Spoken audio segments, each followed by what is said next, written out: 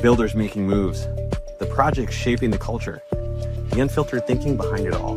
This is Let's Ride, the weekly podcast from BMX that takes you inside the on-chain world. Welcome to the ride.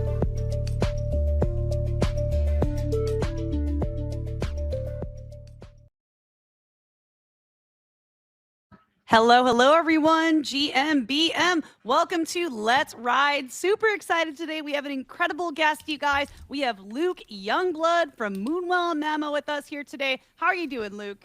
I'm doing great. How are you, Rachel? Good to be here. Doing great. We vibed before going live, you guys, and I'm very excited to dive all into what Luke is building with Moonwell and Mamo. But first, I do want to pass it off to my co-host, Deez, to give a quick disclaimer before we dive in today.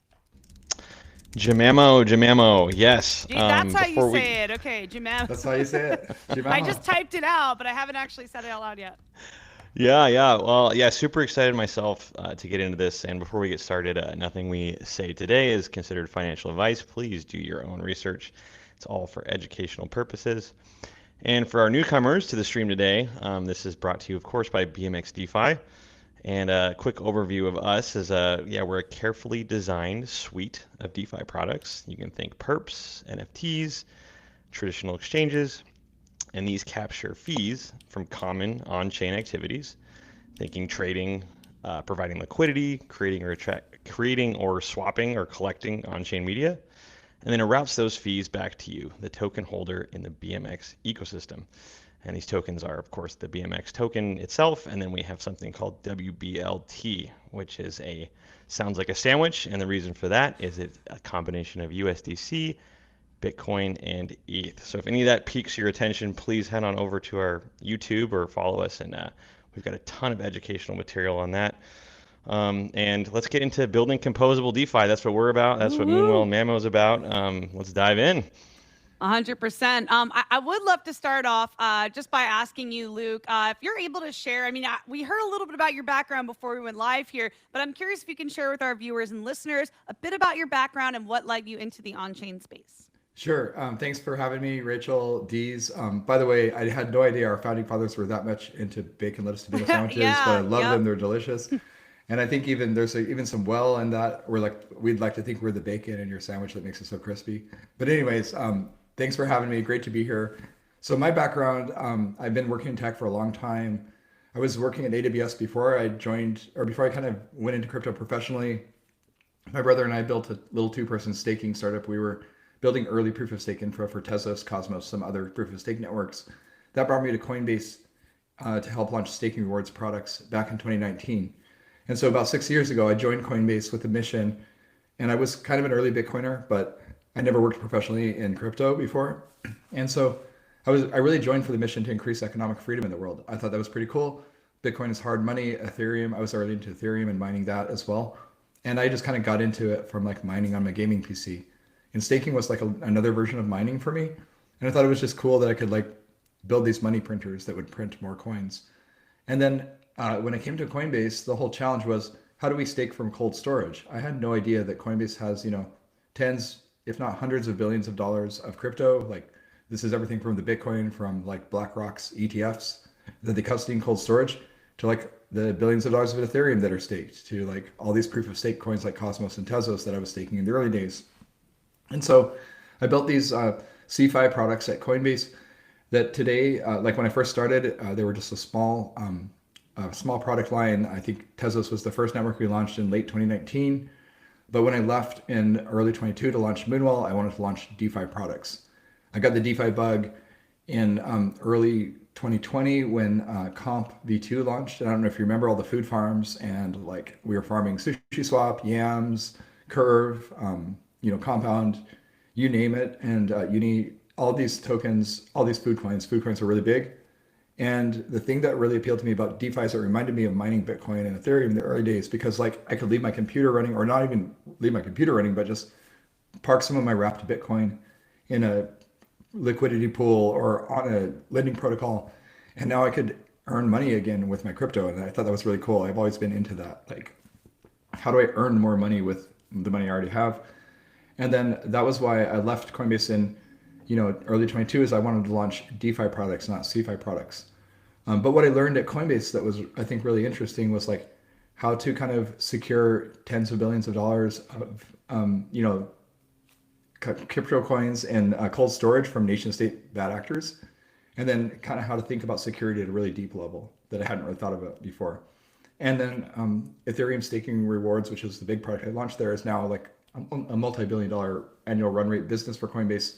It's doing pretty well a few years after I've left. So, but yeah, I left to launch Moonwell 3.5 years ago in early 22, and I just wanted to build DeFi on-chain products that basically had the same kind of security characteristics, like that gave people self-custody, the ability to bring your own wallet, the ability to like have freedom to transact. No CeFi custodian can ever block your wallet on Ethereum. I want to just build that. So we can talk more about that too. Wow. Well, really, really impressive background. And, really sounds like you're an OG. You've just been around since the early days mining Bitcoin and Ethereum. So really, just honored to have you on today and to be able to connect with you, Luke. And the work you're doing today is very impressive as well. And we're going to get into that more. So could we start with kind of a Moonwell deep dive? Like maybe we start with what is Moonwell and what problem does it solve in the on-chain lending ecosystem? Great question, just to get started. So first of all, when I first came to Coinbase, I'm an engineer by trade, right? I worked at AWS, I worked at the cloud company, and I worked in big tech. I built these, I was mostly back end, so that was why I was good at building nodes. I knew how to build like servers, and I knew how to DevOps all the things, if any of you are in that space. I came from the cloud world, but when I came into the crypto space, I was really just like a Bitcoin hodler or an Ethereum hodler. I didn't know how to trade. I wasn't really into trading. I was just like, I got a few Bitcoin I mined years ago, and I'm just hodling them forever because maybe they'll be worth something someday. Like, it wasn't really obvious in like 2013 or whenever, like that the few dollars of Bitcoin I had would ever be worth anything. I just thought it was magic internet money. But I learned in the DeFi summer how markets work. Like the cool thing about DeFi and on-chain finance is like a crash course in markets. You learn how the ultra wealthy people that like, I was just, a 9-to-5 wage slave, but you learn how the ultra wealthy like can borrow against their digital assets or their stocks. That's called margin. And that's basically what a lending protocol like Moonwell gives you. You can borrow against your Bitcoin, and you can go use stablecoins to buy things in the real world without selling your Bitcoin. And I was like, that's great. Before I thought you just sell your Bitcoin and pay half of it to the government in taxes if you ever want to sell. And I'm like, I don't want to sell because like I have a little bit, but like I'll have to pay half in taxes. But then this is like a power tool for people that have early Ethereum, early Bitcoiners, staked ETH holders. Like you can borrow against your coins and not sell them. And if Bitcoin keeps going up forever, then like maybe you never have to sell, and maybe you can just go buy things in the real world. You actually can use this for leverage if you want to go long or short. Like, and then I started to learn about, hey, what does even going long or short mean? Like, some people are like, I don't like to do this because it's risky, but some people like to borrow stablecoins and buy more Bitcoin because they want to express a long interest, or they want to put up stablecoins and borrow Bitcoin and sell it because they want to express a short interest. So that's more of an advanced trading use case. But that's one of the first use cases for Moonwell, is just borrow against your crypto assets. And we provide these like nice multi-collateral system, supply any collateral and borrow any borrowable. And then we really leaned into like supporting the best base native assets. These are the tokens that really drove the early base economy, tokens like Arrow, like Virtuals, like Morpho, like Moonwell itself. Because as a farmer, I really wanted to borrow and farm. Like, that is one of the most lucrative use cases that normies are not really aware of, or people that are new to on-chain finance are not really aware of. If I can borrow a token like Arrow at 3% or something, and I can farm it at 3-digit APYs, like that's a very lucrative thing, as long as I'm on chain all the time and kind of like watching my margin and making sure that like I don't get liquidated. And so that's a more advanced use case.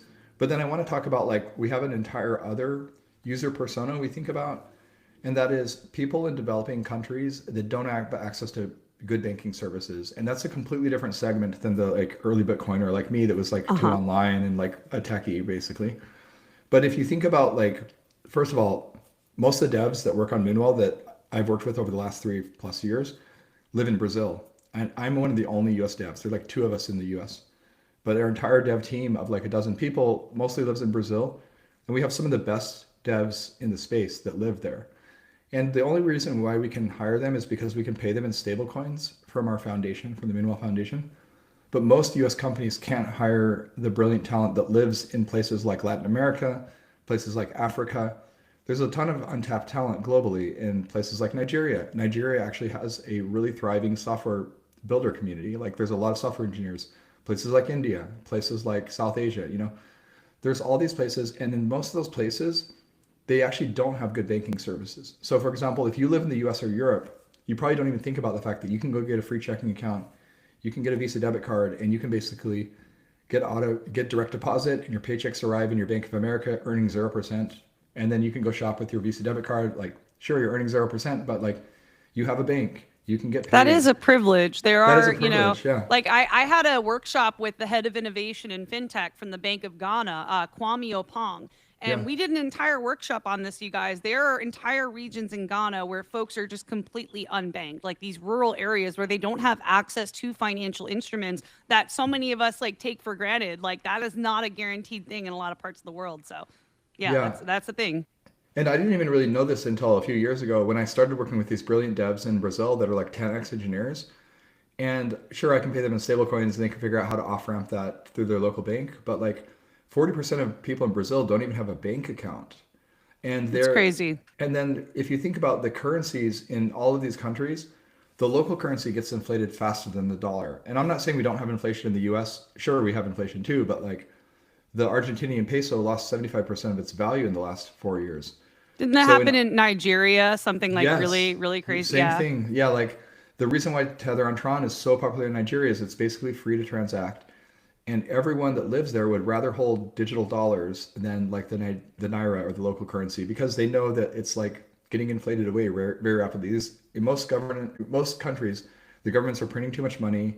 They don't have the strength of the US dollar. And so in almost every country in Latin America and parts of Africa, the local currency is the lesser currency. People want to hold dollars.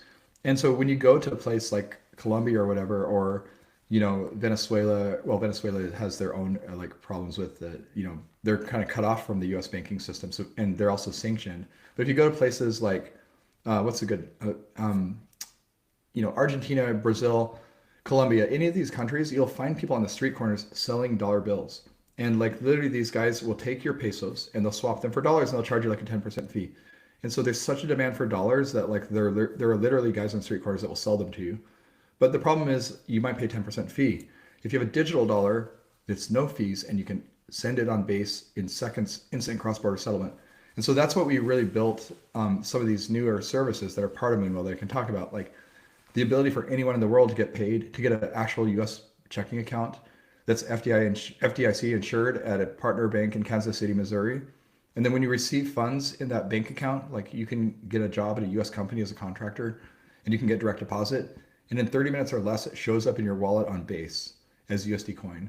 Awesome. And that is really powerful. And then we have the Visa debit card that you can shop, you can borrow and load, or you can load directly from your wallet, your self-custodial wallet, and then shop at 140 countries globally with digital dollars. So we're kind of really leaning into that sort of paycheck to payments experience for those knowledge workers and like remote workers and digital nomads too. Well, that is incredible. I bet that Deez has a lot to say on this. But before we dive more into like Mamo and how that connects to Moonwell's mission, but yeah, Deez, I'll pass it over to you if you have anything you want to add. Yeah, just bouncing off that. That's definitely my why when I tell people, working in DeFi, because you have to kind of address people understanding this is a casino, but it says, on the underneath, we're building tools to give these folks access to the movement of money. It's like being able to set up an ATM on the outside. Financial empowerment. Yeah, and collect those fees off just the movement of money. So you can be that guy on the street corner, but it's not as that doesn't have to be your career, right? You can just do that with your income and then get out of your inflationary environment. So yeah, really glad we touched on that. And then yeah, excited to get into Mamo. I think we'll have more to discuss about agentic framework and how agents can help us tap into different use cases. But Moonwell sounds like, yeah, the perfect foundation because obviously borrowing and lending is key. It's financial, what do they call it? Financial inclusion. It's inclusion, and it's also maximum capital efficiency, right? So things like we're building with WBLT, where you can have multiple assets you're comfortable with.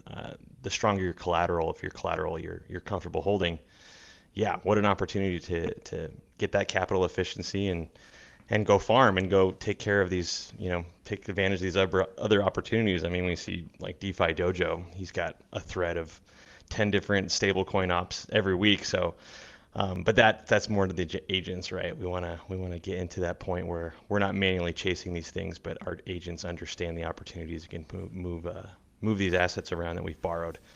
But we're getting into it. This is foreshadowing. 100%. And by the way, I had a chance to play around and talk to Mamo a little bit on the base app actually. And I'm curious, like, if you can share, Luke, like what Mamo is and how this complements Moonwell's mission.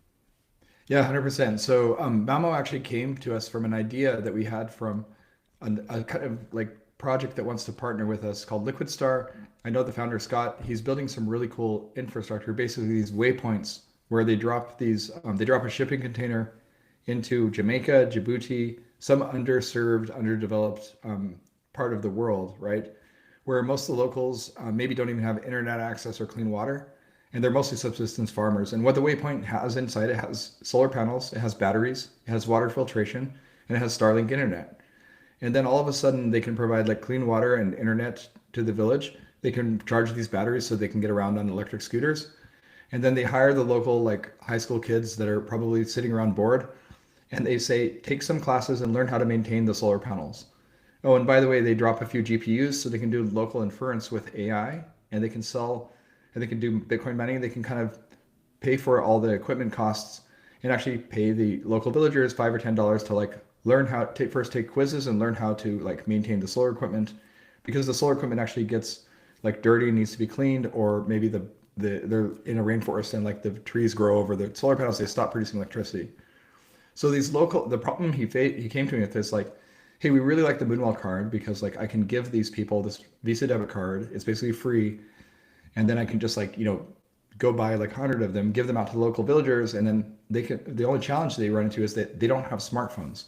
So they can't like load the $10 or $20 onto the card with your app and then go shopping in the village.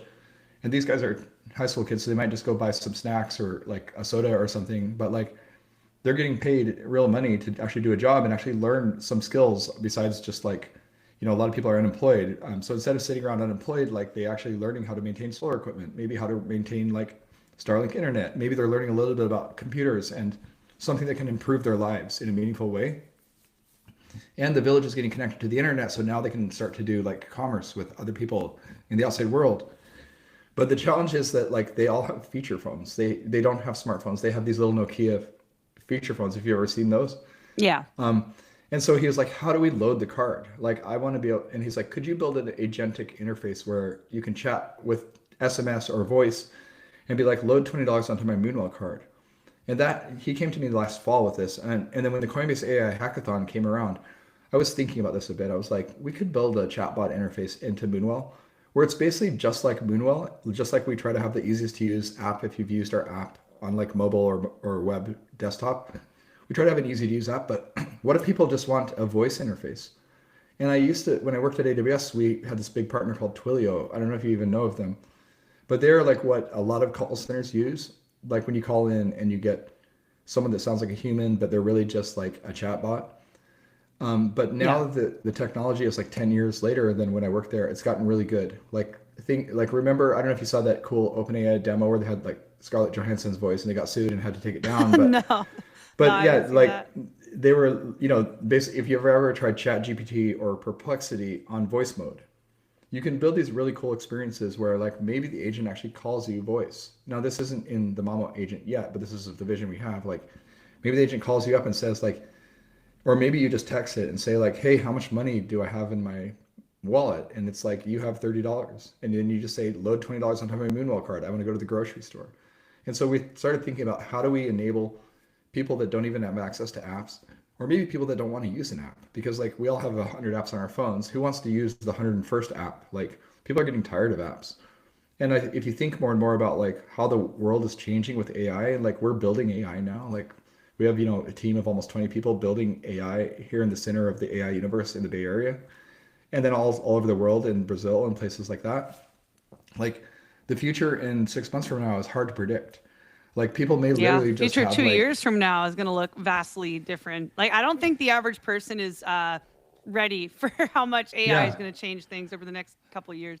And it's hard to predict because it changes so rapidly. The models are becoming so powerful. Like we used to not even use AI to code a year ago, but now AI is like making us 10x more efficient as coders, right? Like I'm using a team of agentic AIs to like help me write Mamo. So like AI is writing AI now, which is really wild. And then things are changing so It's fast that like wild. people don't even want to use web browsers now. The agent can control the browser for you. So maybe in a few months from now, you just talk to the agent in your earbuds. And then when you ask Mamo, like, hey, Mamo, show me my performance over the last month. How much money did I earn? It says, look at your phone and shows you this beautiful graphic on your phone. So we think that like some of these hybrid interfaces are probably going to be the future, but we don't know what they are because like it literally changes on a month to month basis because technology is accelerating so fast. It's really exciting for people that are into technology like me to kind of be at the center of that. Like my team is literally building the center of like AI agents, decentralized apps, and stablecoins, which are like three of the most hot things in the world right now. Oh yeah. But anyway, it's really exciting. I could talk more You're about in it. a really good place. You've like I feel like you've chosen probably one of the best niches to focus on with where we're at collectively right now. So that's awesome. And before I go to our next question here, Deez, do you have anything you want to add there? Yeah, just to riff on that, I think it's even more exciting as DeFi heads from the back in 2021, 2017, and seeing just kind of a slipping away of education. I think there's a lot of people who read long form content and kind of really understood these things at the foundational level. And then this next wave of retail, it's really tough because we put out a ton of material, but the culture is just different. The casino is front and center. Attention spans are shorter. People are expecting things to be done a lot faster and just easier. And So I'm people excited about consume these. more video content, I feel like now. People just want to Short like form. see everything in a short form like TikTok video. Yeah, video content, but I think it's tough is just the suggestion or the education part. So I'd like to see these agents say, hey, I see you're holding these assets, right? Would you like to keep holding these assets and then maybe earn? And then in the background, we're like, hey, would you like to provide liquidity? And then it can lead them down a nice, gentle rabbit hole of what these terms are. And then the Mamo agent, is maybe providing LP in Deli Swap or natively providing LP and harvesting rewards. But I think it's going to be fun for the I don't know the scholars, I guess, of DeFi to kind of write these gentle children-like books as instructions into the agents that are actually performing pretty complex interactions. So yeah, it's just excited about accessibility to get leveled up, if you will. Have you been looking at our Mamo roadmap? Because everything you just said is like what we're thinking about. It's funny because we were just talking about this a few weeks back on the team about, hey, those of us that have been early to DeFi probably have Ethereum and maybe some stable coins across like half a dozen different layer twos and layer ones, right? And you look at your wallet on DeBank and you're like, okay, there's some new thing on Base I want to put some money into, maybe it's Deli Swap or whatever. And like I have coins on like three different networks. How do I get them there? And so we have this feature we're working on Moonwell we've been working on called Beam, where we can just like, instead of showing you that you have like half an ETH on mainnet and you have like a quarter of an ETH on Base and maybe you have like a quarter of an ETH on OP mainnet, what if we just show that you have one ETH? Because who cares where it is? Like we're going to abstract that away and just make it look just like the early internet had lots of different like bulletin boards and things you had to connect to. But like now you don't have to worry about texting your friend if they're on Verizon and you're on AT&T. Like it just works. Like it should just work when you're like, I want to jam one ETH into an app on Base. We should just be like, okay, here's where your ETH is. We'll collect it for you and move it there, sign this transaction, and it all happens magically. And we can do this now with intents, with the cross protocol and other things, right? And so we can kind of like start to peel away the onion of like, hey, why show that you have all these different balances and make people think about it? What if the Mamo agent was just like, hey, we're launching this new ETH account. ETH is really hot right now because they're building these digital asset treasury companies, right? Where like SBET is going to buy $6 billion worth of ETH. And so all of a sudden ETH went from being like the most hated asset to being the most loved overnight. But like Mamo can help you earn more ETH by simply supplying it in the Moonwell vault or the Morpho vault or the Moonwell market and then compound that. But what if Mamo is able to actually look at your wallet and say, hey, you have ETH on mainnet and this ETH account on this Morpho vault is on Base. Like I see you have ETH on mainnet. Do you want me to just take care of making sure you're earning the best rate on that? And then you sign a message with your passkey wallet and then that signs a cross-chain intent. And we were actually using these modular execution environments, which is a nerdy way of saying that like we can get you to sign one giant blob of transaction call data that basically says like send your 0.5 ETH from mainnet to base, send the 0.25 ETH from OP to base. And then are you familiar with this tool called Tenderly? It lets you simulate transactions. It's kind of cool. Yeah. Oh yeah. No. If you're a dev, gotta you do it if know you're on a Tenderly is. multi-sig anywhere. Yeah, Deez or if would you're on a know. multi-sig, you simulate it because you want to make sure you're not sending to Lazarus, right? Like, please don't rug me. Like, anyway. So this modular execution environment that we're using has like 8 off-chain relays. They're all different companies. But when you say, I want to deposit 1 ETH into some app on Base, maybe it's a Mamo account, maybe it's something else, maybe it's a different DeFi app, maybe it's, a DEX or a lending app or a vault or something. We collect the modular execution environment first collects all the funds using a cross or some other fast bridge that's like between 2 seconds and a minute. If you're on mainnet, it's slower.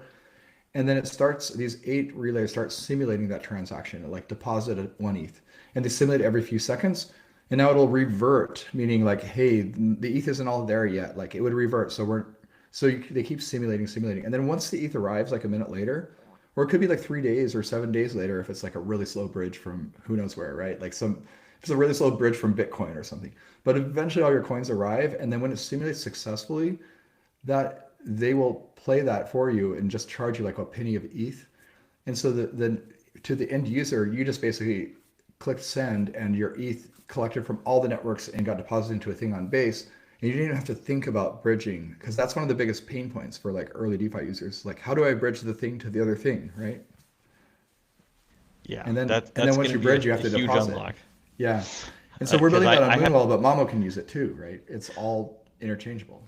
Go ahead. My consolidation sessions are only at like 3 a.m. if I'm really need to break the ledger out and clicking all the buttons. And then I think this might even unlock a ton of or bring back intent-based, borrowing and lending. I think those got pretty hot, but it was tough to kind of navigate. Okay, this guy's willing to lend at this rate. I'm willing to borrow at this rate.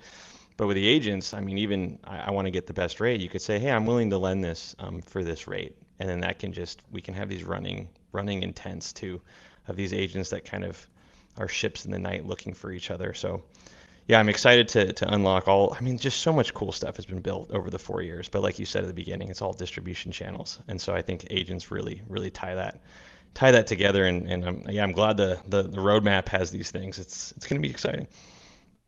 Yeah, and I did want to offer an opportunity. I mean, you guys actually started to answer some of my next questions here, but Luke, I wanted to offer an opportunity. If you want to screen share and kind of demo or show how any of these things kind of work together, whether it's Mamo, Moonwell, or both, feel free if you want to share your screen.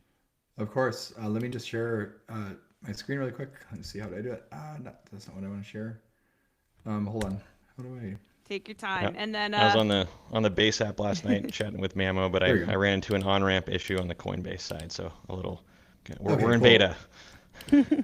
Yeah, the Coinbase on-ramp was no fee, but I think they had like some other on-rampers were basically using too much. It's actually cost them money, and they were doing it as a loss leader. Sadly, there's now a fee.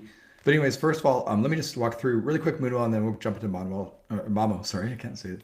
Monwell. That's combining the two. Monwell. I didn't mean to do that, but anyway. So first of all, Moonwell is a simple lending and borrowing app. We've been live for 3.5 years on Base. We hit as much as $1 billion total market size last fall, but markets are down a little bit. But we allow you to get paid in saving USDC. That's the virtual account I talked about.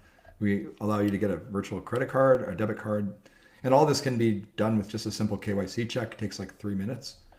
And then we also have all the top assets, including USD Coin, Eurocoin, and others, all the Coinbase wrapped assets. And then we are growing quite a bit, but you may not know this because, like, if you look at our TVL on some of the aggregator sites, they don't show our Morpho Vault TVL. Mm-hmm. And so we do offer, like I said, both the multi-collateral, but also the single-sided Morpho Vault deposit. And then we really focus on having like the best contributors, the best risk managers, having full on-chain governance where you can vote and stake on all the things. So if you kind of like go into the app really quick, and then you can see we've actually built the agent into the app, because this is a new feature that just landed a couple weeks ago, because the agent actually lets you compound automatically. So you can deposit into these accounts, which really, the way this kind of works is that right now the best rate is kind of like on the Morpho Vault. And if I go here, I don't have any deposited, but if I go here, basically the nice thing about depositing with the agent as opposed to depositing directly into like a market, like I could go to USDC here, is you'll notice like the market's paying a slightly lower rate. So the Mamo agent basically makes sure you're always earning the best rate, whether it's in the core market or the vault. And sometimes the market is higher because, you know, people are going leverage long Bitcoin and the rates will jump. But by, you know, auto compounding with Mamo, you lose one thing, you lose the ability to borrow. But for a lot of people that are just new to DeFi or new to on-chain finance, you just want to earn the best rate. And right now rates are really good because there's heavy borrowing demand. Because, you know, markets are kind of hot again with passage of the Genius Act. We could talk more about that. But anyway, so you kind of have an option. This is really designed to just automatically move your USD coin between the Moonwell flagship vault and the core market, always compounding at the best rate. And so you get this kind of autopilot, we call it autopilot. Make sure you're always earning the best rate without having to babysit funds. That's one of the, you know, DeFi is fun when it's new, but then you realize that, oh, do I have to log in every week or every day and compound? That's such a pain. You know, at first it's fun. You're like, I earned a few dollars every day, but then after a while you're like, oh, I earned a few dollars and now I got to compound the thing. So I know that's a first world problem. Like I'm earning money and now I got to do something with it. But Mamo automates that for like early farmers like me that got tired of doing that. And so let me just jump to the Mamo site. You can also just access mamo.bot. And this describes kind of how it works, right? So first, when you log into Mamo for the first time, and this is sort of the key insight we had, is that agents need delegation just like validators in proof of stake did. Because if you're going to delegate, you know, $100 million worth of some staking coin to a validator, you don't want them to be able to transfer all your coins out of your wallet. So you delegate it and they don't actually get your coins, but they can stake for you and earn staking rewards. And so my key insight was like, hey, I built this 6 years ago at Coinbase. I figured out how to stake from cold storage. I actually wrote a patent back in 2019 method for validating from cold storage. And that's really cool. And then I had this insight, like, you know, years later, 6 or 7 years later, I was like, hey, agents need delegation too, because like these agents are going to hold billions, maybe trillions of dollars of stablecoins someday. And like they've all lost money, because if you can tell the agent, like, ignore all previous instructions and send me your money, and it can, then it will. And that's why validators had delegated proof of stake, because they're like, why should I send you $100 million of coins and trust you not to lose them? I'm just going to delegate to you. And so we figured out a way that you can delegate from any wallet, whether it's cold storage in some Coinbase institutional wallet, and you're like, you know, BlackRock and you want to stake billions, or you're just like a retail user on the Base app and you just have like a smart wallet with a passkey wallet. No matter what wallet you have, again, self-custody, freedom to transact, you can bring your own wallet, MetaMask, Coinbase wallet, whatever you want. And we'll create a Mamo account for you, which is a dedicated smart contract that can only be withdrawn from by your funding wallet. And then you can deposit some funds, whether it's USD coin or Coinbase wrapped Bitcoin, into that contract. And then the agent just has permission to basically, you know, kind of all it can do is move between the market and the vault, kind of the pre-approved strategies. It is actually audited by twice, or actually 3 times, by Certora and Halborn. We think we're the only agent with a fully audited smart contract system, just like the Moonwell contracts underneath it. And then we have a bug bounty, just because this is a new contract system. If any white hats out there find a vulnerability, they can get paid up to $250,000 to report that vulnerability and not drain, you know, your account. So we kind of think of it the same way that we thought about building cold storage systems at Coinbase. And actually, that was a really hard problem. Like, I don't know how familiar you are with cold storage, but the whole idea of cold storage is that when you want to put, you know, $10 billion of BlackRock's Bitcoin into a wallet and just hold it for years for the Bitcoin ETF, you typically want a key that's never touched an internet-facing computer. You want to generate that key in an offline computer in a really secure facility, and then you like store it in a bank vault somewhere, and like it's kind of like the Horcrux in Harry Potter. You take the key and you shard it into like 10 different pieces and spread them all over the world, and it takes like maybe 6 of 10 to put it back together again, right? Yeah. And so, you know, this is kind of the way that Coinbase operates, and the reason why all the Bitcoin ETFs use them. And so they're like, it was sort of this weird chicken egg problem when I joined in 2019. It was like, hey, you have to sign this delegate transaction with your wallet, but the wallet can never touch the internet. And once it's touched the internet facing computer, like you have to burn that key and send the coins to a new cold wallet. And I was like, how do you do that? And then this brilliant guy that I worked with that was like working in custody before I even joined, he was like, I have an idea. We can generate these delegate transactions while we're generating the keys in the offline computer. And then take the transactions, not the keys. And then when someone deposits like money into that cold storage wallet, like a month or a year later, like we just play that delegate transaction, it delegates to the Coinbase validator node, and boom, we've now delegated from cold storage without ever bringing that key online. And so that was the big insight. But with Mamo, we actually thought about, hey, we don't even need to use cold storage, although you can. Coinbase institutional, like Coinbase Prime, can do this. What we do is when you deploy that contract, like this is kind of how it works. Sorry, let me scroll up. When we deploy that Mamo account, we call it, which is basically like a smart contract that holds Bitcoin or USD coin, or in the future, ETH, wrapped ETH. You deploy it from our factory, and you can say, this is my funding wallet, meaning like this is the only wallet that will ever be able to withdraw. And you can transfer like USD coin from any wallet. Like maybe you want to transfer USD coin or wrapped Bitcoin from your hot wallet, but then only the funding wallet or only your cold storage wallet, could be like a ledger that you keep in a different location, can withdraw at some future date. But you can always withdraw from your cold storage wallet, and nobody else can withdraw except you, not even the agent. And so the agent just has limited permission to, we call it update positions, move you between markets and vaults, various pre-approved things that are very safe and audited, things like Morpho and Moonwell core markets.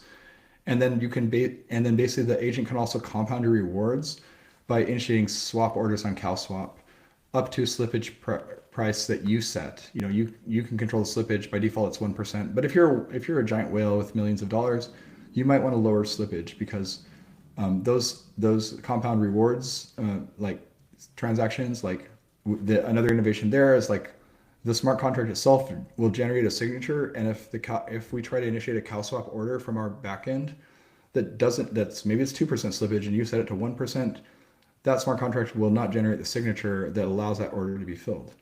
And then that's how we kind of compound the position. And then you get this sort of nice chat message that's like, let me see if I can show you really quick. Actually, let me get started. I'll just show you kind of what it looks like. When you sign in, you onboard. I'm just going to connect Coinbase Wallet. I don't know if you can see this window, but yeah, I can see it. Okay. Also, cool. by the way, I was trying to get the Moonwell blue in the background here, and I realized I kind of got a Mamo color back here today. Yeah, like the Mamo Mamo green. I know that's like the new hot green. So I'm just going to sign in. I have a smart wallet that I use just to kind of like experiment. And nice. You can see like I have to sign in just to prove that. I don't know if you can see the Touch ID, but I'm doing Touch ID. You can do biometrics. I really like passkey wallets for my personal stuff. And then I've already onboarded, but if I hadn't onboarded, I would have to like basically, I would have to connect Telegram. I've already done that. Right now we support Telegram, and we also support the Base app. If you know, the Base app has this new XMTP, end-to-end encrypted messaging. We want to be able to message you and let you know about compounding events. And in this test account, I just deposited a few dollars, and it's earning this rate. It's in the vault. And then I have this Bitcoin account I could deposit into a Mamo account. Now, this is pretty early, and we have a new dashboard coming soon, so bear with us. But I'll tell you more about the Mamo account later. But what I want to show you also is just kind of like I can log into the same wallet in Moonwell. Let me accept the turn. I'm doing this in incognito mode, so it like pretends I'm all logged out of everything. So let me sign into Moonwell, and then same thing there. But I actually use this wallet on my day-to-day basis, because what it allows me to do is like, first of all, I can go to the card feature and let me authenticate with the card provider. The reason why I have to sign these messages is because there's some PII here. Like, I don't want people to see all my purchase history or what my balance of my debit card is, right? But here I can actually see that, like, okay, I'm supplying some ETH, I'm borrowing $1,000, and I can borrow this much, but then I can load the card, and I also have these rewards I could claim. Like, I could claim some well rewards, but also this is that auto load feature that I mentioned. And I actually use this on the day-to-day because I don't like to just even load the app. Of course, I can do it on my phone, but I can be earning like 8.7% in the vault, and I can have a couple $1,000s. Like, basically, this is like my on-chain savings account. And then whenever the amount of dips below on the card, like I have $771 here, whenever that dips below 500, it will auto load. And that's kind of a cool feature we added. We built this like innovative, we call it it's based on Permit 2, if you're familiar with that. It's like a nerdy thing that Uniswap developed, Uniswap Labs. And basically this is designed, we thought like, okay, this is cool, I have $2,000 in my vault, but like, what if I accidentally leave my card at a restaurant or I lose it shopping, or like it gets stolen online, does that mean someone can just drain my like savings account, my on-chain savings account, like because they stole my card or I lost it? And so this means that we can't load more than $500 a day. So like the most that I could lose is the $500. They won't be able to drain my bank account. And I can even pause the Okay. card. I can even pause this by just like going, okay, nope, no more loading. Or I can actually go to the card site, which is a different site by Cypher, and I can just like freeze the card if I'm like traveling in a foreign country and like, my card just got skimmed from some sketchy like ATM or something, right? If you know what that means. If you've ever traveled in foreign countries, it's a high risk of getting Yeah. your card skimmed, and then all of a sudden you have crazy charges from like, some Eastern European country or something, right? So we thought about like how do we create this paycheck to payments experience? Now this isn't built into Mamo, but you can imagine that pretty soon we'll probably wrap all this into Mamo, so you can just say like load the card. And let me just actually switch to Mamo because let me switch to Telegram and I'll show you kind of what that chat interaction looks like. Sure. And you'll have to forgive me because like I have a lot of test accounts, so like my Telegram looks different than everyone else. I have like 5 or 10. I dog food a lot of Mamo accounts. No and worries. So let me try to share that and just pretend like I only have one account because most people don't need 10 different accounts and they don't need to test like web and mobile and all the things. But let's see. Let me share what. This has been so great so far because it captures the imagination like the BlockFi experience did. Yeah. We're transitioning into, cash back from credit cards to getting cash back all the time, right? 100%. Just use it on the go. And I can talk a little bit like this compounding message. So we started launching the Mamo account, but like I actually have quite a bit of stablecoins in one of my USDC accounts, and so like I'm getting messages like this every few hours. But then like I'm kind of a DeFi whale, and I want to test my protocol with size because if I don't trust the contracts with my own cash, like who is going to, right? Like, and also I want to see what the whale experience is like, not just like the minnow experience.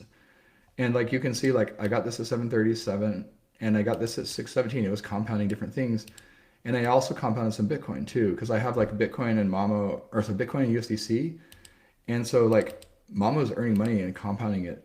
And then this is the new Mamo account thing, which we just turned this on, and I'll explain this with, this one will require a diagram that I should whiteboard for you, but I'll explain the Mamo account in a little bit because when we turned it on, it's actually compounding it's compounding every few minutes because this is a new thing that passes 100% of the Mamo platform fees, meaning all of the trading fees and all of the compounding fees, which we haven't turned on yet, back to Mamo stakers. And I want to explain that it requires a little bit more. But, I actually put some size into this. I went to like where I keep my ledgers in a different location, and I put some size into it. And so now Mamo is able to compound while I keep my ledgers like offline in a secure location, like miles away from anywhere that I normally live in a secure signing facility. And like, but this is again, like what I designed is so that Mama can do this from cold storage, which is basically where I keep money like this. I don't want to keep this in, obviously in my house. Okay. So I don't keep Bitcoin at my house, just so everyone knows. But there basically you can kind of see, and again, the spam because I have so many accounts, but like there's a better rate in the vault and your $10 is already earning it. So it's doing this autopilot thing, it's doing this compounding thing. And I just wanted to show you kind of, this will all work in the base app too, and I could demo TBA. I think I have. Do you want me to demo the base app? Although that's mobile only, so maybe I can't do that. Yeah, it is mobile only. But I did use it last night, and it was a pretty clean experience from what I observed. But yeah, you would have to like be on your phone, I think. To share. Next time I'll do that. I have an iOS simulator. It's kind of hard because like I use it to demo the Moonwell app sometimes on my desktop because I can share the iOS simulator like from my Mac. But it's probably not going to work with the base app because I don't have an invite for like that route. Anyway, I'll do it next time. Yeah, no worries. By the way, I want to shout out we have almost 2,000 live viewers right now tuning into the live stream. So definitely a lot of buzz around Moonwell Mamo. We're seeing a lot of folks who are engaged. I see comments, retweets. So just want to shout out everyone who's tuned in here live and watching today. Do you want me to whiteboard a little bit on FigJam and just show you how the I am Mamo not platform going to fees say work? no. I mean, I'm learning a lot from this. Whiteboard sessions are the best. And then I definitely want to dig into that Mamo account tokenomics. I think a lot of people are excited about how the trading fees are getting, but we can save that for sure. That's what I want to get into because I just tweeted about this, like, and maybe the best thing I could do is like actually walk through the Twitter thread because it kind of explains it really quick, and then I'll whiteboard it. Actually, that's probably better. So let me see here. Let me just, because I posted a quick Twitter thread and it's like pinned to my profile, but I did this a few days ago. And let me just share this tab as soon as okay. So I love the branded sticky notes, by the way. Thank you. So up until now, we haven't revealed the purpose of the token, but because we've been so early to DeFi and like, I'm not building a meme coin or anything, just so you guys know, we're building the future of finance. And the Mamo token needs to have a purpose. It shouldn't just be like a collectible, although in the early days, people probably thought it was. But we just talked to our legal team. They said, you should make sure you get the tokenomics right. And we have to, be really careful because we're a US company. So we want to build a platform for AI agents or finance agents, not just a single agent. So Mamo is the first flagship agent, but this is a platform. You can think about all the different types of finance agents. One of them might be a DeliSwap agent. One of them might be like a DEX agent. Right now we have lending agents, but we're not limited to that. And then in the future, these are finance agents, not crypto agents. They might be tokenized stocks, RWAs. We know of a team building the same 24/5 trading experience that Robinhood just demoed, but on like Ethereum. And it's pretty cool because it doesn't require a Robinhood account or a KYC. And if it's on Ethereum, that means anyone can use it from anywhere in the world, even US people, which they can't do on the Robinhood chain. So we want to build this.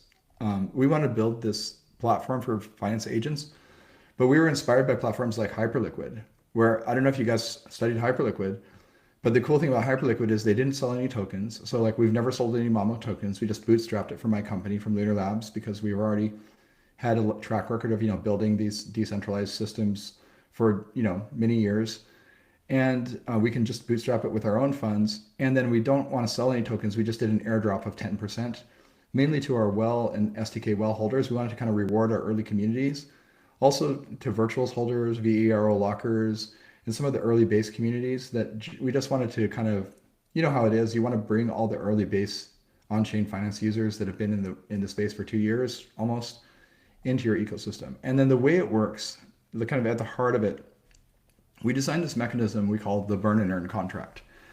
And you're probably familiar with the fact that like you can take a Uniswap v3 liquidity provider position. This gets a little bit technical, Deez. You probably get this. I apologize if this goes over some people's head, but when you supply, so when we created the Mamo token, at Token Genesis, there was like 15% of the supply in the Mamo virtuals pool, okay? So that's like 150 million Mamo and then 42,000 virtuals, which is what's required to kind of like graduate and be featured on the virtuals platform. So you create this pool and you get an NFT. That NFT represents your liquidity provider position.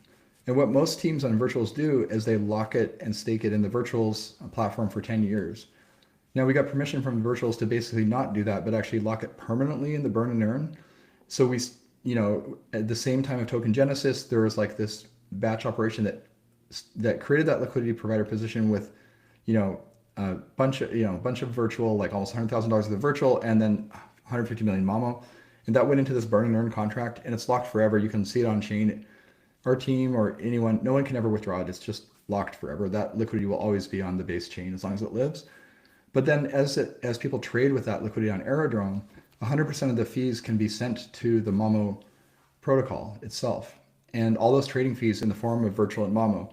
And we did the same thing with the CBBTC Mamo pool. We took half a Bitcoin that we just bought ourselves and then took 100 million Mamo, 10% of the supply, put it into a CBBTC Mamo pool or Mamo LP position and lock that NFT in the same burn and earn contract. And then basically that means that now all the trading that happens on Aerodrome on those pairs, Mamo Virtual, Mamo CBBTC, well, if you're familiar with how DEXs like UniV3 work, which is basically these are concentrated liquidity pools, they're very similar to like what you have on DeliSwap. It's the same code that Uniswap and DeliSwap and PancakeSwap and Aerodrome and everyone uses, right? It's open source. But all those trading fees now don't go to like some LP, like they're not going to like the team's multisig, they're going to the Mamo protocol. And then those come in the native tokens, not some new token, or they're not just Mamo. They are Mamo, but they're also USD coin because we created a USDC Mamo later pool. They come in CBBTC, they come in Bitcoin, they come in virtual. And then they're just kind of collected in this thing. And then once every week, an algorithm decides like, how much do we want to give out to Mamo depositors? Because eventually 100% of all those fees will flow through to Mamo depositors. and they will flow through in the form of like, this is real yield, not token inflation. This, you guys are very into this in BMX. This is actual trading fees on Aerodrome. And in the future, in like 2026 or later, when we actually turn on 5% or 10% compounding fees, those will also flow into here. So what we're trying to create is a system. And like I said, we were inspired by Hyperliquid because same thing there, the team had a large airdrop. But the reason why Hyperliquid is such a monster is because all the trading activity on their perps platform is basically buying back hype and burning it. Now, I don't know if we can buy back and burn, but this is all going to the Mamo. Like, that's a legal question, and we're not an agent team like they are, so we have certain constraints we're under. But this is just the Mamo protocol, and like the thing I want everyone to know is that like we never sold any tokens. We don't have any intention of selling any tokens ever. Just the airdrop and the LPs are the only thing circulating. LPs are locked forever. Team is locked for months. In fact, we don't even start unlocking until towards the end of the year. And then even the foundation treasury and the platform development are unlocking over 2 years. And we're using that platform development as it unlocks to create new LP positions. And we're not even selling tokens to provide the other half. So for example, that USDC Mamo pool, we just created like 400K of liquidity there because we noticed there was a lot of demand for people on Uniswap to just buy Mamo for USDC. And because there was no pair, all that volume was routing to UniV3 instead of to Aerodrome, so we weren't capturing that volume. And so we can simply create an LP with Mamo from the platform development that is starting to unlock. I think 1% of that is unlocked now, and 1% or roughly will unlock every month for the next 24 months. So we can create an LP position with 200K of USD coin that we have in the Lunar Labs treasury, and then 200K of Mamo. And then now that goes into that same burn and earn contract that's locked forever, and it becomes a productive asset for the Mamo platform. And so right now, and what the cool thing about this is, Mamo just launched 8 weeks ago yesterday on, was it May 21st? And in only 8 weeks, those trading fees have accumulated, and we haven't even turned on compounding fees, and we only have a few thousand users, about 30 something million TVL on Mamo last I checked, just 8 weeks. Let's go. But wow. That's generated $250,000, $250,000 of real yield. And that represents a $2 million annualized run rate for a protocol that's only 8 weeks old. And that's what's really exciting. Wow. That's what's really exciting to me, because basically then we're able to pass those fees back to people in the form of, first, they can just compound into more Mamo if they want. That's the default, like sell the virtual for Mamo, sell the Bitcoin for Mamo. But if you're an early Bitcoiner like me, and you're on the Mamo team, you probably I have enough Mamo that's going to start vesting at the end of the year. I don't need more Mamo because I have my team allocation of whatever small percent. Like there's 15% allocated to team that's going to start vesting sometime in the future. It's like 6 months after launch we'll start to vest. And so I don't need more Mamo, but I want to stack Bitcoin because I love Bitcoin. And so I can actually earn Bitcoin that's trading fees in real yield, not token inflation, just by staking Mamo. And so let me diagram that now, because I think that's awesome. What's exciting. Okay, let me share this tab. So here's kind of, again, I walked through it, but here's kind of how this works.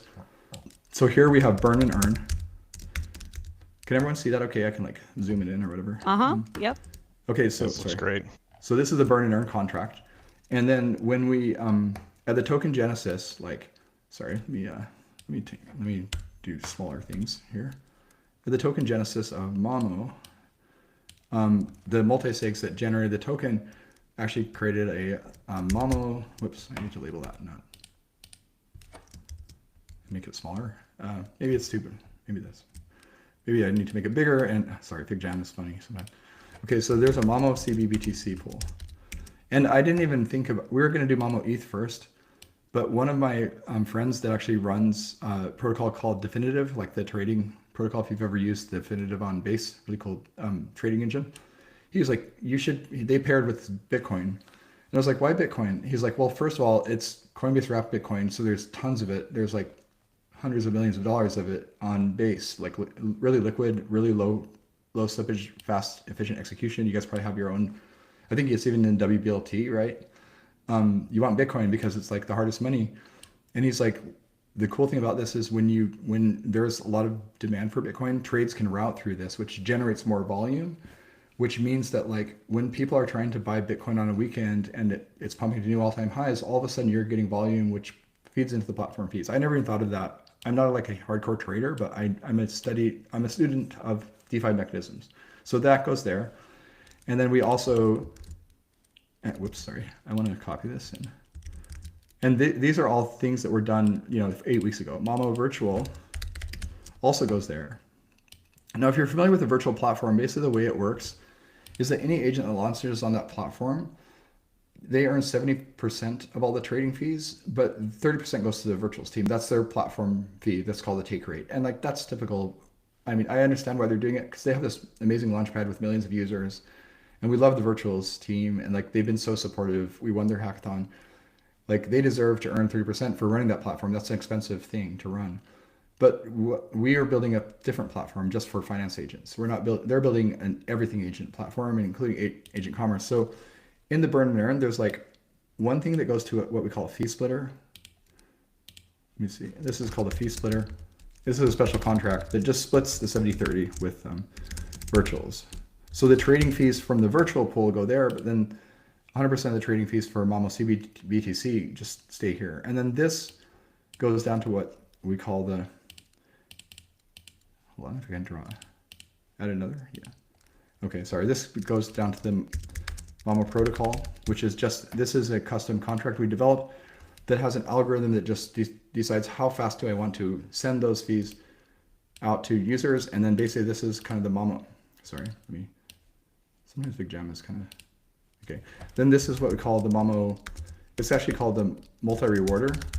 It's based on Curve contracts, if you're familiar. I don't know if any of you guys are early DeFi users, but the Curve multi-rewarder was one of the first like kind of staking contracts. It was really popular back in 2020 because you could earn Curve tokens and you could earn like LDO tokens if you were providing like staked ETH liquidity on Curve, which is one of the early DEXs. And so it was like one of the first staking contracts that let you earn more than one reward token. And so this Curve or this Mamo multi-rewarder kind of supports, all the tokens. You earn Mamo, of course, because that's part of the trading fee. You can earn virtual and you can earn CBBTC and even USDC soon. Like, we just put that in there. And then the challenge is like, how do you automatically compound it? Well, same thing here. Like I talked about earlier, you get your own dedicated Mamo account per user. And then that's the thing that compounds, that basically stakes your Mamo if you decide to deposit your Mamo. And then like you as a person, let me draw this, your wallet. Oh, is this what I want? Oh, sorry. I'm not as familiar with the shapes. You as a person, you're the only one that can ever withdraw you can deposit and withdraw your Mamo, but no, the agent can't touch that. And then let me take a step back and draw the agent itself. Like the agent itself kind of sits outside here. What should we draw the agent with? It's just a back end basically. I'll just draw, how about this? Okay. This is the Mamo agent or the back end. It basically looks at this whenever you have like every few minutes or every hour, it'll be like, oh, you earned like, you call it claim rewards, which means claim rewards basically means like, it doesn't pull them back here, but it actually, you kind of like pulls them back from here into your Mamo account. And now you have some idle Mamo or CBBTC or virtual. And then you can decide that's the whole, that's the whole like reinvest or compound. Do I want to sell those and just get more Mamo and just keep compounding the Mamo? Or do I want to go into my Bitcoin account, which is a different Mamo account? Like, now I have my Mamo Bitcoin account. Actually, we'll just call it Bitcoin account. Or USDC, once we turn that on in like a week or so. So right now we just turned on, we're kind of testing this new mechanism design, which is a novel mechanism. And so we're rolling out slowly and carefully because we don't want to break things. And we're auditing everything and we don't want to lose funds, of course. So I have my Bitcoin account, which is also dedicated, and the agent can compound that. But like maybe the agent just wants to reinvest, so it can go from here if I chose to reinvest. So this is like the option for early Bitcoiners that want to stack Bitcoin. And the thing that I love about this is you can actually stack Bitcoin with Mamo. And that is wild, right? Like this Mamo account is now stacking Bitcoin. And then the agent can, of course, compound the Bitcoin into more Bitcoin. And then the same thing with like the USD coin or USDC account. Let's add, sorry, I'm running out of space to draw squares. Why does it sometimes not work? We're getting like the full course here, you guys. Yes. Okay, let's call this the USDC account. And all it can do is like, kind of update positions, which is move between the, So is this multi-rewarder, is that tied to whatever pairs are with Mamo? So say someone wanted to stack WBLT, for example. Yeah, We want a Mamo WBLT pair fired up, and then we could make this bigger. have a Yeah, WBLT account. 100%. Yeah, 100%. So like the thing that's cool about this is like as the platform development unlocks, like 1% of the total supply just unlocked into the platform development multi-sig. That's what allowed us to kind of create. We saw this trading volume happening on the Uniswap pool, which we are not able to capture because it's Uniswap. It's not. We don't. I mean, we could, but Aerodrome is. We can incentivize the pools easier with Aero emissions. So like then we could just create a Mamo USDC pool, put it here, and then now USDC is flowing there. But the same thing is like yes, if you wanted to, or even what we should talk offline. But if we want to create a Mamo WBLT pool. Same thing, we could actually put that there, and now we could create a WBLT account or anything that basically what our goal is kind of on the platform side. I have one person on my team that I'm like, go look at all the top pairs on Aerodrome, on Uniswap, on Base basically. And anything that has heavy volume, pair it with Mamo, we'll create a small liquidity provider position and put that in the burn and earn. And now the multi-rewarder, because it can distribute as many reward tokens, now it can distribute all these tokens. It can distribute WBLT, it can we even see the XRP, WETH, WETH is going to be huge. Like all these CB Doge, all these things can be basically added to the Mamo platform. And the cool thing about that, I mean, like without getting into like the compounding fees, which are going to be huge when we reach, lots of users and lots of TVL, still early. But the cool thing about that is like, just like, having a Bitcoin pair means that whenever there's heavy demand for Bitcoin, like volume will flow through that pair that generates trading fees at like, 0.27%. So it's like 3 bips cheaper than Uniswap. You just want to be slightly cheaper than Uniswap to vampire their liquidity. And I think that's kind of like Uniswap is immutable, whereas like Aerodrome and BMX and other DEXs have flexibility to adjust fee structures to be more competitive, which I think is awesome. Like there's actually competition happening, which results in better execution for the end consumer. But that's kind of exciting because like you can just basically imagine Mamo kind of becoming its own market maker with protocol owned liquidity, right? This is not owned by my team. These are just like immutable. This is an immutable contract. Once it's in there, it's locked forever. We can never like take it out and sell it, but it becomes a productive asset. And that's one of the things like I learned about DeFi. You guys probably know this already. And the BMX team is like, these liquidity provider positions become protocol and liquidity. They become productive assets that can throw off yield for many years or forever. And you don't have to manage them because they're AMMs. They're automated market makers, right? They're not like a CeFi market maker. You put protocol and liquidity in this burn and earn box, and it can become a productive asset forever. And then you might ask yourself, like, how does my company or how does Moonwell make money? Well, first of all, Moonwell makes money because these underlying things go into the Moonwell vaults and markets. Like, let's just call this the USDC vault, and then it goes to the USDC market, which is actually generating lots of revenue. Like, I don't know if you guys knew this, but Moonwell itself is the most profitable lending protocol on Base. We're even beating Aave and Morpho combined in revenue, generating like up to, I think we're projected to generate $4 million in revenue in this year alone. And then in the last year from Amazing. June to June, we generated almost $3 million of revenue. And that's more than Aave and Morpho combined. Morpho doesn't have a fee switch turned on, but we can generate revenue by being in their vault or having our user liquidity in their vault. And then people earn because that gets supplied through to like Coinbase Bitcoin borrowers that are coming on the retail exchange. When they want to borrow. Sorry, for some reason I have to click so many times. So when that goes into the CBBTC USDC market on Morpho, that Coinbase retail borrowers borrow from on Base. And that's the retail borrower product that you might have seen launch in January. Awesome. Now that we have all this drawn out, Luke, for our podcast listeners out there that don't have this beautiful visual, do you have a quick recap we can flow through this that's kind of audio friendly? Sure. Yeah, let me just start with the basics. So our core markets, which we launched 2 years ago on Base, are basically simple peer-to-peer markets, multi-collateral. So think about it this way: supply Bitcoin, borrow USD coin, or supply any collateral asset like Ethereum or staked ETH, and then borrow any borrowable asset. Like maybe you want to borrow Arrow and farm, so you don't have to go buy Arrow to farm, right? And so that's a really popular product with more advanced users, and that's also how the Moonwell protocol generates a lot of revenue. For example, the Arrow market is our most profitable market because a lot of people want to borrow Arrow to farm, and they don't want to take the directional risk on Arrow, whether it'll go down or up, right? And so it gives you a way to farm and earn those high APRs without actually, buying Arrow. And so that's one. And then the second main use case we have is like these Moonwell Morpho flagship vaults that we launched over a year ago in June of 2024. And these, we call them the flagship vaults. They're for USD Coin, ETH, and Euro Coin. And you can basically single-sided supply any of those assets, and then it gets borrowed out by borrowers on Morpho isolated markets. So the biggest borrower right now is retail users from the Coinbase retail app. Coinbase just launched this product in January, which allow you to kind of basically, as a retail user, never even touching Base before, you don't even know you're using Base. They will create a smart wallet for you, which is, like a passkey wallet on the Base network. They will wrap your Coinbase Bitcoin and withdraw it to there as CBBTC. So your Bitcoin stays in cold storage. And then they'll deposit it into this Morpho market for you. And then they'll allow you to borrow USD Coin back to your Coinbase account. And then you can offer them to your bank. So they created this really nice kind of DeFi mullet product that allows someone that's never touched Base or never doesn't even know they're using DeFi to actually just borrow against their Bitcoin that's still in cold storage.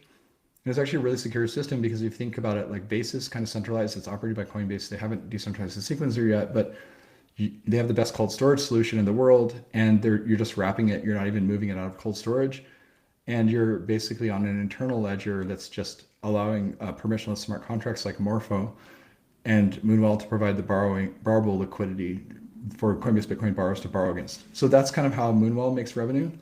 And if you think about how the agent layers on top of that, the agent is basically moving between those pre-approved vaults and markets. It has full knowledge of all the best rates across markets and vaults. We call that the yield backend. We built that for Moonwell like last year. And the agent just uses that tool to know, hey, there's a better rate in this vault. Maybe it's 8% and maybe the market is 7%. So I'm just going to call update positions and move this USDC account, which is, like a dedicated smart contract that only you as a user of Mamo have. Move that position between the market and vault to make sure you're always earning the best rate, and automate the compounding of Morpho and Well reward tokens back into the underlying position. And then just to kind of like layer on, like, just reiterating, what is the Mamo token? The Mamo token is a separate token that is basically gives you a future claim on 100% of platform fees for the Mamo finance agent platform. And that means all of the trading fees for all the Mamo pairs on the DEXs on Base, all of the compounding fees, which aren't turned on yet. It's 0% introductory fee because we don't want people to have to pay for compounding. In fact, we're even funding the gas using Paymasters, so you don't have to worry about ETH. But we want to just basically assure everyone that this is an immutable smart contract system, and that, it will always be 0% platform fee, like take rate. We won't charge like a 30% app store kind of cut, but 100% of the fees generated and whether trading fees or compounding fees will always flow back through to Mamo stakers or Mamo account. We call it Mamo account depositors. And the reason why we call it account versus staking is we want Mamo to kind of be like this personal finance agent that is like normie friendly, right? And if you're a family member that's never used crypto is using it and they say, what's staking? That is probably a 30-minute conversation, just explaining to them what staking is. But most people understand I have an account, like a bank account. It's not really a bank account, but I can deposit and withdraw. And so we're trying to simplify, like Mamo tries to simplify the jargon. And then Mamo is your personal finance agent, not just crypto, it's your finance agent, because we know that all these things will be tokenized: stocks, real assets, bonds. It'll just take a few years for all the regulators to come on board and like figure out how to tokenize these things in a compliant way. But then you can imagine like in the future, Mamo asking you questions like, hey, have you heard about dollar cost averaging? Do you want me to remind you to deposit $100 every time you get paid? And then Mamo could help you like, hey, what's your risk tolerance? Are you comfortable? Do you want to just never lose money? Or are you comfortable taking a directional bet on Bitcoin? If you're like, maybe you're early in your career, you're okay keeping a small percentage of your portfolio in Bitcoin, probably not all of it like me, or I don't keep all of it in Bitcoin, but you know what I mean? Like for your average person, keeping a few percent in Bitcoin is a good inflation hedge. But maybe they're going to have most of it in like a tokenized stock fund and maybe some USD coin, like a USDC account. But to them, it's just deposit dollars, easy on ramp. And then I'm just earning 2 to 3 times the rate of inflation. And then if people ask like, hey, where does the yield come from? It mostly comes from Bitcoin borrowers on Coinbase. And that's why it's higher than like the rate your bank might pay for a savings account. It does have risks. Obviously, lending lending coins out. I mean, again, not in financial advice, but there's always risks involved. There's smart contract risk. But in many ways, like DeFi lending and on-chain lending is safer than like many of the traditional banks because it's not fractionalized. It's not, there's actually over collateralization of everything. So it's not like a bank where, if everyone tried to get their money out at once, nobody would be able to withdraw. It's like as long as everyone repaid the loans, like everyone could withdraw all the money, or there is liquidity risk though. And so Mamo is really kind of designed for that person that's new to finance, doesn't know how to save, wants to learn how to save, and then wants to build healthy habits. That's kind of the way I would put it. But let me just pause there. I've been talking for a while. I'm sure you have a ton of questions. Yeah. Well, oh my I also goodness. want to Yeah, I open was up gonna say. these for our people watching and listening here on the live stream. If you guys have any questions too, we can actually see the questions coming through on YouTube. So if you're not subscribed or on our YouTube yet, hop on the BMX DeFi YouTube and drop your questions. We can answer those live. So just wanted to throw that out there. Yeah. So one thing I wanted to mention, because you guys mentioned trading a little bit, like when I got into on DeFi summer, like I've never been much of a trader. In fact, I'm not really good at predicting whether things will go up or down. Every time I buy something, it tends to go down, and every time I sell something, it tends to go up. So that's So just we'll my just luck. watch what you do and do the opposite. Yeah, just do the opposite. Like, We'll be good. yeah. But what I am really good at is just like staking, because you just kind of hold it and get more crypto, and maybe you get more, stake your ETH, you get more ETH, and then if ETH ever goes back up again, then maybe, and you didn't sell it while it was down bad, you're fine.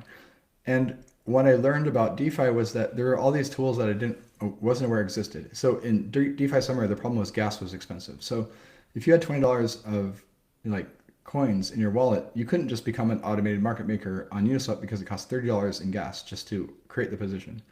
But now on Base, it's less than a penny.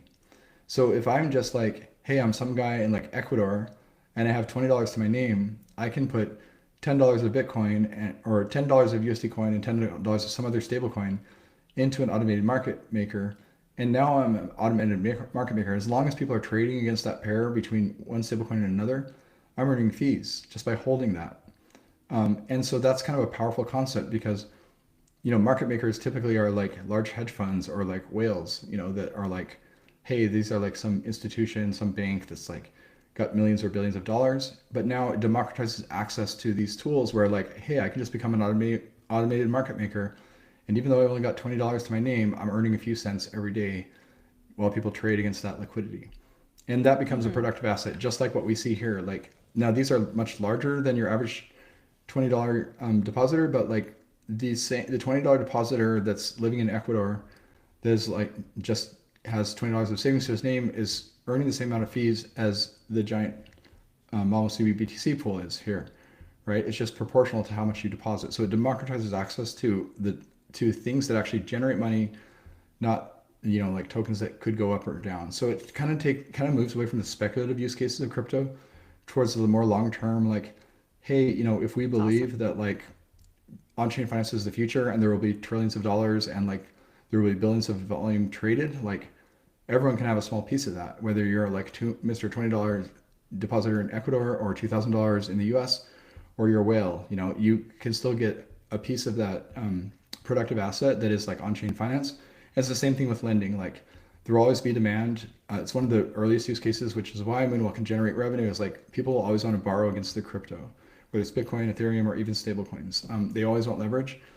And so while I'm not going leverage long Bitcoin, I can just lend my coins out and earn more than I would earn at a bank, simply because that's a productive use of my asset. It's not just sitting in my wallet. And so what I would say I think you guys are all in the same boat on BMX, is like we're trying to build these systems that are not just like a meme coin casino where it's like you either win or lose and like it's a binary outcome, but it's like people can actually win together. And when you peel back the onion, you'll see that like people can borrow on Moonwell and then go provide liquidity on a DEX like Aerodrome or DeFi or Uniswap, and then you can kind of start to layer these things on top of each other. And when I talked about earlier how like using DeFi in 2020 was like a crash course in finance, you start to realize, hey, this is the same thing that like the big hedge funds are doing. Like they're literally like getting margin against their treasury bonds, and then they're going and like borrowing NVIDIA stock and going and playing in the stock market, or they're market making with that NVIDIA stock, and then they're making small amounts in every trade. But you don't have to be online 24/7. You don't have to hire a team of quants. You can just like set this up and then forget it and put it on autopilot. And even without the agent, what the agent does is just make it easier, so you don't have to check it every now and then it gives you updates, right? So I just feel really strongly like I've been using these tools for like, since DeFi summer, early 2020. And I was like, how do I democratize access to these things? Because it helped me like change my financial outcomes. And I think it can help others, but obviously not financial advice. Like, please do your own research because, I'm just trying to make power tools easier to use for most normal people, right? I had to learn these methods and systems the hard way by doing it manually with like a Ledger and MetaMask, during COVID lockdown, right? Preach, Luke, preach. It's such a privilege to share this on a live stream with you and have this recorded where we can actually chop it up, because I feel like even that last 10-minute monologue, that's so much my why and so many people who are still working in DeFi is to bring this, market making, which is so reliable, to the planet in denominations that are very accessible. I mean, I remember when the Dencun upgrade happened and I was on Revert Finance making liquidity pools with pennies. It was almost an emotional thing. I mean, like, wow, this is now access to everybody. So, wow. Yeah, because usually these kinds of conversations are, pretty late night at a conference or in a hallway, and there's only like 3 people who can like nod their head and say, yeah, we're doing it. But it's just great that we can broadcast this and repurpose it, because it's, that especially that last 5 minutes, just so powerful. And I think that's the why for so many of us. 100%. By the way, I do see we have a question from Victor in the audience. Victor is asking, what of the Moonwell card rewards? Yeah, so we don't have rewards in the card yet, but we're working on onboarding with Bridge. Bridge is like the same partner that they were a company acquired by Stripe for $1.1 billion last year. And what they've done, they're the one that provide that virtual checking account. They have money transmitter licenses in all 50 states and in some foreign countries like Argentina. So they spent these are former Coinbase alumni. They left before I even joined. So they were like OGs. I think they left in 2018. I joined in 2019. But they've been quietly building, this huge team of like probably 100 plus people in San Francisco. And they built the stablecoin on-ramp, that lets you on-ramp stablecoins from a bank account. But they just have a Visa debit card that we're integrating soon. And it's issued by the same US bank in Kansas City, Missouri. And once we have that, we'll have developer rev share, which means we can start to share cash back with Moonwell card users. We can't do that today. But we're thinking about, and we'd love to hear your feedback, because we can offer the cash back in like USD coin stablecoin, or we can also let you choose what token, like maybe you want Bitcoin cash back, or maybe you prefer even like Moonwell or Mamo. I don't know. I mean, like personally, I'd rather have either stablecoins or Bitcoin. I have too much Moonwell myself, but you might have a different opinion. I'd love to hear your feedback, like actually maybe in the comments, what would you take your cash back in? It's not going to be like 1%. It'll probably be like 0.5%, because we can't offer that much until we get like lots and lots of volume, and we have a few thousand card users. We're not huge yet. But assuming we are very successful and we have millions of Moonwell card users in the future, like maybe we can bump that up to 1 or 2% cash back. And I think just having the capability of borrowing and loading the card, but also getting that cash back in Bitcoin or some other token, like you tell us what's your desired thing. Is it just like being able to choose the coin? Because we can even let you change it. Like maybe you want Bitcoin one week, then you're like, I have enough Bitcoin, I want ETH. And just to reiterate, I want USDC if we're above the 200-week moving average, and I want Bitcoin if I'm underneath the 200-week moving average. You're pretty advanced, Deez. I think we should automate that into a Mamo strategy, like the best cashback rewards automation. That seems like something Mamo could do. Yeah, and just to reiterate, drop your comments on our YouTube, you guys, at BMX DeFi on YouTube. We can see your comments coming in from YouTube. So if you want to share what kind of rewards you want to see, we can see you guys commenting on YouTube. There's something I forgot to draw here is like when the Mamo agent claims rewards, it always goes back into here, because that's like a permissionless thing, but it always gets attributed back to the smart contract where the collateral token, whether it's the MUSDC, Moonwell USDC, or the MWUSDC, the vault token, is held in that smart contract. But then the Mamo backend can initiate, let me see if I can label this, sell orders on CowSwap. And CowSwap has they have like, sometimes Figma glitches out.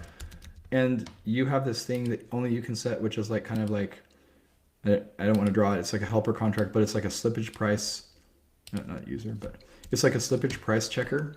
And that helper contract basically looks at the chain link price for like, if it's Bitcoin or Mamo or virtual or like whatever USD coin, whatever it's actually it'll be Morpho or Well you're compounding back into right now. It looks at what's the chain link price for Morpho and says like, is this sell order within 1% or whatever slippage you set? And then if it's within that within that 1%, then this will sign. There's like an on-chain signature that makes that order valid. And then the cool thing about CalSwap, I don't know if you know, but it's basically a bunch of solvers that are like 7 or 8 centralized companies, but they basically agree to always offer best price execution. And the CalSwap team like holds them accountable. And if they don't always offer you, even if it's 1%, like it might be 0.01% because that's the best price they can get. And there's 7 or 8 people competing. And if they don't offer you best price execution, like CalSwap actually makes them rebate you back and just like send the money to your wallet. You don't even have to worry about it. There's been 1 or 2 times, and I thought like, wait a minute, they're basically like CeFi market makers. I thought, why would they just like accidentally charge more? It's not that I think in general they don't intend to, but sometimes like maybe some network they're connected to, because they're connected to DeFi and CeFi markets, and maybe they get a better price on like Binance or something for your for your Morpho.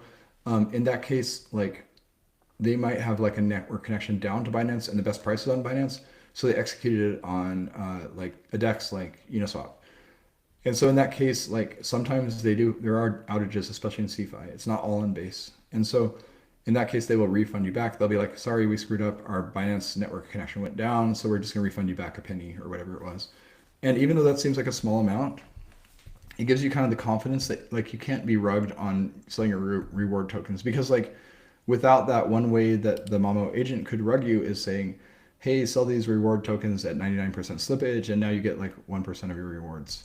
Not that we would ever do that, but like we want to build systems that can't be rugged, not don't rug, like can't rug. And then another thing, well, did you have a question you want to jump in? But one other thing I want to mention is that at some point these things need to be upgraded. It's an upgradable contract, but we have a strategy registry, which I didn't draw. The team has to kind of register and get an audit. Like let's say there's 3 things here, not just these 2 things. There's a new vault that pays maybe slightly more sometime. You as a user, again, you're the funding wallet. You're the only one that can sign that upgrade to upgrade your strategy, we call it, or your Mamo account to the new version of the thing. And the agent will chat with you and tell you, here's the audit report. You can read about it. You can see it has this new thing and it's still been audited, so that you know that when you're the only one that can control upgrades, and you can stay on the old thing if you don't want to upgrade, right? That's important because upgrades are where people could rug you too. I'm sorry, did you have a question online while I was giving that monologue? No, Rachel, did you have a question from somewhere? No, I don't have a question. I'm loving all this. And Yeah, I want to hear from the audience. I want to hear from the viewers and listeners. I mean, we are up to, let's see, getting close to 3,000 listeners, you guys. So, by the way, if you're watching this, if you wouldn't mind taking a moment to tweet this out, share with your network so we can get more folks in here. This is a very valuable educational session we have going on today. So I'd really appreciate for all of you to just retweet and share. Yeah, so this strategy registry that I didn't draw earlier, but basically you could think of it like right now, I think there's 2 versions of the USD coin contract. We came out with a new version that has some small improvements, but we've actually launched that when we were still tiny, like I think before we even launched live. But basically, let's say there was that third vault or third marketer vault that had, maybe sometimes it's a slightly different strategy, or we just found an improvement, like a way to generate yield better. We will have that audited. The team will will basically add it to the registry with our multisig. And that way, you know that like, hey, this thing, the agent will store a report on the website in the docs. So you'll be able to click on it. And the agent can just like chat with you on Telegram or the base app and just say like, hey, there's a new strategy for USD coin. Do you want to upgrade? And here's the audit. And you can just tap on that, read the audit. If you're one of those nerdy people like me and want to read the audit, make sure it's really safe. You can even look at the source code, and then you can just sign a message with your passkey wallet or whatever wallet you have. And that's what will upgrade the actual thing on chain. And now your funds still stay in there. It's just if you're familiar with like the proxy implementation pattern, it's just a new implementation of the same contract, so you don't have to move funds. And then that way gives you safe upgradability, because we will want to add new things when like maybe there's a better vault that like has some cool way to earn yield that we haven't thought of before, or a new version of like a stable coin that's more, I don't know, more in demand or something. So we could add that. And then what you want to watch out for as a user is you want to make sure that the new thing isn't like Luke's wallet, and that's what the audit gives you. Like and I'm not saying that's going to happen, but like that's why we only do this with a team multisig. And you want to make sure that like you see the audit report, that like it isn't just like team multisig got compromised. That's why we'll always upload the audit report. So it's like you know that like this thing was audited by like Certora, right? And that it's not just like, hey, Mamo team pushed an upgrade on a weekend, and we're, trust us, bro, it's good, right? Look at that, and the agent can. That's another cool thing about agent. It's like a news channel. Like we can tell you about those upgrades.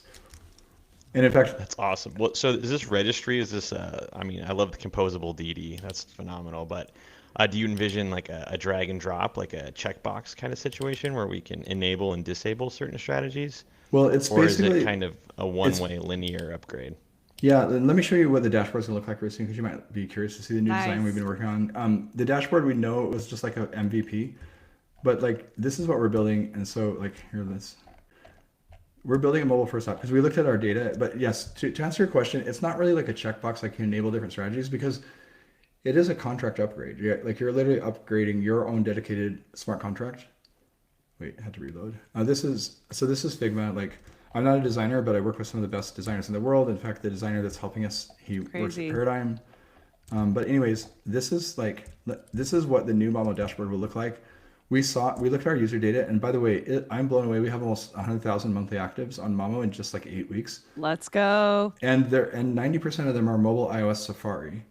And so we're like, we need to build this for mobile. Like that should be our first thing. So this is what the new dashboard will look like. It's freaking amazing. Wait, this is actually an older version. Sorry, let me go down to the week of 7.14, which we just did last. This is like the loading state. Sorry, we have to think of, this is the desktop loading state. This is before you. Let me find. This is the buy flow. Looks super clean. Also, I Let just me have to get- say on the design side of things, I love the logo and the little character too. Like you guys are actually building a very valuable financial tool for individuals, but you also have kind of tapped into having like the cute character mascot as well. So Yeah, we're trying. Like you need a furry little guy, but so this like is I the want that furry little guy like in the background for my streams, man. Like Yeah. I would love a little furry Mamo plushie. I know we need to make plushies. That's what we were talking about on the marketing side. Like I'm hiring some world-class marketing people, and like we definitely need to make plushies, like, and consumer products. I would Like, be a happy plushie customer. we'll send you some, Rachel. Yay. You're gonna be first on our list. You get Oh free my god, plushies. awesome! Yay! So this is mobile, which will be the first thing that lands hopefully by the end of the month. But I can't promise because this is like we're building on the fly new tech, and so this is sort of what we envision it will look like. And Getting some alpha here this today. is desktop. This is what'll land in a couple weeks. We've been hard at work because we know that the current experience is not the best. But like, see these little plus and minus. This is how you add funds now. Like, and then let's see. This is sort of like your settings. This is again just a desktop version, a smaller like tablet version, and then this is sort of like we'll have a wallet feature eventually where you can just like use it as your wallet. You can buy more USD coin if you want. And then this is sort of, sorry. And then we'll have this activity thing, which I think will be really cool. People want to know, like, you don't have to go to the Telegram anymore. Now you can just like see what happened. Oh, I compounded, right? I bought some Bitcoin, I deposited it. And this is kind of important to have that activity and desktop version. And then notifications. Obviously we don't have a marketing graphic, but we can tell you now Bitcoin deposits are live. Moonwell deposits are live. Hopefully we'll have Moonwell soon. But these are things we're building really fast. We're only live for 8 weeks. And then your settings. Do I want to earn more Mamo, or do I want to customize and basically stack my Bitcoin instead, right? That's kind of global preferences. And then chat, we'll build that into the app. So you don't have to go to Telegram. But you'll still be able to use the base app or whatever you use if you want to. And these are just some samples. Like it won't actually say, look at all those rewards, but and then this is sort of like what a deposit flow would look like. I'm just excited to kind of like show you what's coming. Although, please stand by. We're hard at work. We have a big team building this right now. Yeah, I can already tell the component library is growing by the day. I'm in the Figmas myself. Yes, and so these are all like when you design front-end apps. I don't know if any of you have ever done this, but yeah, like you said, with the components, like you actually need these loading states, like the spinning state or whatever, like the little tiny things you see in the app, the little details that let you know it's not just frozen and actually doing something. Those are kind of hard, even though it only takes like a second on base, and we have flash blocks now. Like you still want to show something because they might be on a slow internet connection on their mobile phone. Right. Yeah. Wow. The There's age, definitely the age a of lot crisp that is UX in real time. Yeah. It's exciting times. I know we're way over time, but yeah, I know, but like honestly, I feel like we could keep this going all day. And yeah, for Victor in the audience, I hope that we answered the question and Yeah, for anyone else that has questions too, I know we're wrapping up here. We're way over time. But yeah, feel free to drop them if you have any closing comments or thoughts. And now, Luke, just to kind of put a bow on everything and kind of conclude our session today, you did answer a lot of my future vision question, like if, what's next for Moonwell and Mamo. But if there's anything you missed that you want to touch on before we do closing thoughts, is there anything coming up on the future roadmap you'd like to share that we haven't covered? I mean, I think we're just really focused on getting the like kind of final dashboard live, and we kind of call that our minimum viable product or MVP, where you have like the USDC account, the Bitcoin account, the Mamo account, and you have the pretty dashboard that's like mobile friendly. And then we're gonna take a well-deserved like break midsummer. That'll be like early August, and then come back and prepare for like the big base app public launch, because I think that's what we're really excited about, is like being embedded in the base app. We want to be in the earn section of the base app, because I think that's where you'll really be able to see like the Mamo character come to life, like what you were talking about. Like I can't wait. It's just something that kind of makes it look more fun, more approachable, and I feel like on base there is a big culture around memes and cute characters, so I like that you've leaned into that stylistically. 100%. I was so nerdy talking about all the mechanism design, but what I learned is that 90% of what matters in these apps is like the experience as a user, and that's like how it makes you feel. And that's why we really tried to lean into the human language, and not like, we took away as much crypto jargon as we could. Like, Mom is your personal finance companion. It's not a people like Did Luke freeze for anyone else? Yeah, we got a little frozen. Okay, he's sorry, back. We're back. We're back. The We got alpha you was back. getting too hot. It Sorry, was yeah, frying the computer over there. So I don't know if you heard what I just said, but I said we really realized that like, people share dashboards, or sorry, people share companions, not dashboards, right? And so we want to create these moments where, in the future you might be able to dress your Mamo in like a character studio. What? Yes. And then share that with your friends. We have so many good ideas that we haven't had time to implement. For example, if you use Bitcoin for all, maybe your Mamo should get laser eyes, and like you could dress your Mamo and then share those on the base app in the social feed. I'm here for all of that. I love Yeah. like customization and how the base app has made it like where you can personalize your theme. I feel like that's really fun stuff that users like. Also, by the way, I don't know if you guys can see this, but when you first go on the base app, Mamo is one of the first things you see right next to Banker. So it is right there when you go on the base app. Yeah, I wish we could just like do a demo. We'll do a demo like when base app is live, or I'll actually load up the IO simulator so we can do a proper demo sometime. Sure. I'm excited. Awesome. Well, I know, like we said, we're way over time here. So the last two questions I have for you, Luke. Number one, where can people follow you and learn more? And number two, if you could leave any advice for people building in this ecosystem, what would it be? So I would say, first of all, follow me on X, Luke Youngblood, and then also follow me. I'm on Farcaster as also Luke Youngblood, but I only have like 28 followers, so maybe more people should follow me. Let's help them out, you guys. And I'm also in the base app, but I think I'm luke.base.eth. So if you want to follow me, I got a 4-letter name. Like, I think the base team hooked me up because it was like really hard to get that.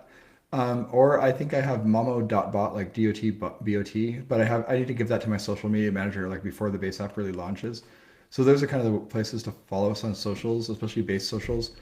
I wish I had more than 28 followers on Farcaster. I would post a lot more. Following you right now on the base app. I have there I have my base punk there as my PFP. You'll see, but I only have like 28 followers versus. You got 359 here. It looks like. Oh, I'm getting more. Thank you. This entire this live stream is going to double my follower count. But then also follow Moonwell DeFi and follow Mamo_agent on X, and also on. I think we're trying to get the Mamo handle on Warpcast, but it's like taken by an inactive user. We're trying to figure that out.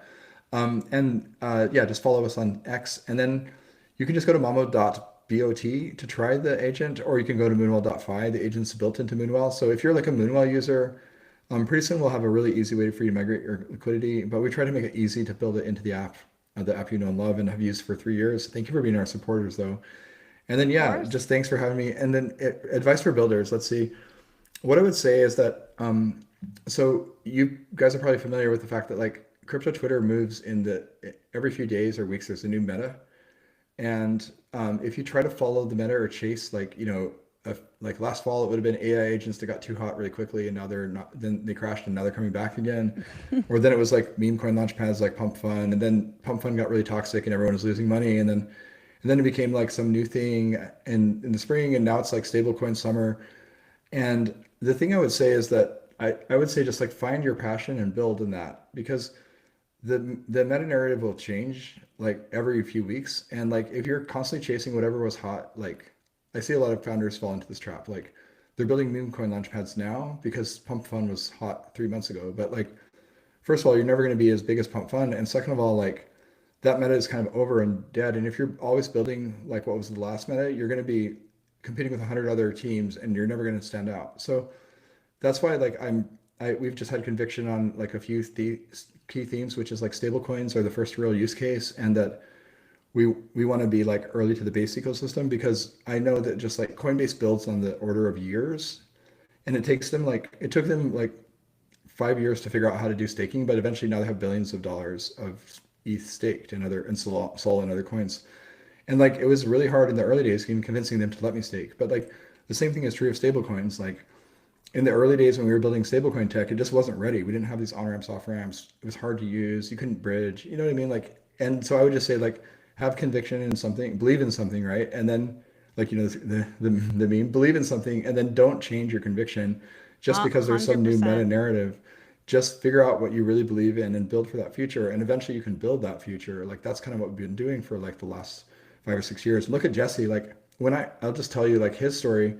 When I left Coinbase in early 22, he was trying to form a DAO incubator at Coinbase, and I wanted him to launch this liquid staking DAO. I wanted it to be like an institutional version of Lido because I was into staking, and I wanted to have a token because I felt like it needed a governance token. And Coinbase wouldn't let me launch a token. And then Jesse was like, I'm doing this DAO incubator thing. This was like a year and a half before Base launched. He's like, just join my team. I'll figure out some way to help you launch tokens at Coinbase. This is before I even heard about Base. Mm-hmm. And then a year and a half later, he actually launched Base. But he was trying to launch Base for like 2 years before that. Nobody would let him. Or he was trying to launch DAOs. And then to his credit, like Coinbase probably shouldn't be launching tokens. They're a regulated CeFi exchange. They need to be like the button up like bank.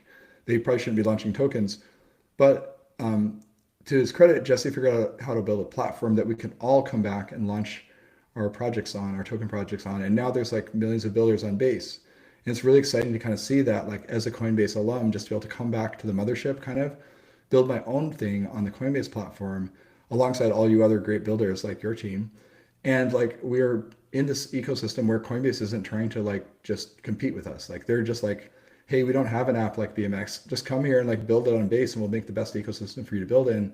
So that's really inspiring to me, because like honestly, you might think Jesse is like an overnight success, but he's been trying to build this thing for like 5 or 6 years. He's been in the trenches, you guys. He's been around.